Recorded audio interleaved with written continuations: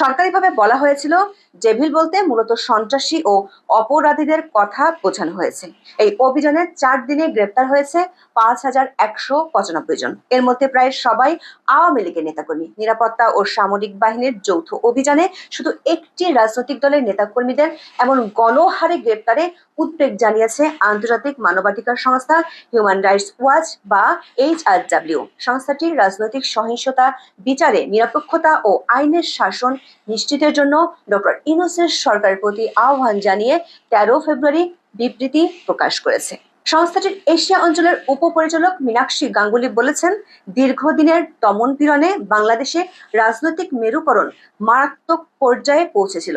তবে একই ভুলের পুনরাবৃত্তি যেন না হয় সে বিষয়ে বর্তমান কর্তৃপক্ষের সতর্ক থাকা উচিত। সংস্থাটির বিবৃতিতে বলা হয়েছে, 5 ফেব্রুয়ারি মুক্তিযুদ্ধের স্মৃতি বিজড়িত বঙ্গবন্ধু শেখ মুজিবুর রহমানের ধানমন্ডির 32 নম্বর বাড়িটি ধ্বংস করে দেয় একটি গোষ্ঠী। পাশাপাশি দেশব্যাপী আওয়ামী লীগের রাজনীতির সঙ্গে জড়িত অনেক ব্যক্তির ঘরবাড়ি নির্বিচারে জ্বালিয়ে দেওয়া হয়।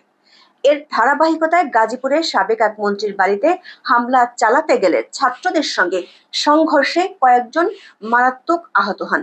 HRW এর বিজ্ঞপ্তিতে বলা হয়েছে, গাজীপুরের ঘটনার প্রতিক্রিয়ায় সাবেক আওয়ামী লীগ সরকারের সঙ্গে সম্পৃক্ত ব্যক্তিদের ডেভিল হিসেবে আখ্যায়িত করে অপারেশন ডেভিল হান্ট বা শয়তান শিকার অভিযান শুরু করে অন্তর্বর্তীকালীন সরকার। এই ব্যাপক ধরপাকড়ে উদ্বেগ প্রকাশ করে HRW বলছে, সাবেক সরকারের সমর্থকদেরও সভা সমাবেশ ও আন্দোলনের অধিকার অস্বীকার করতে পারে না অন্তর্বর্তীকালীন সরকার।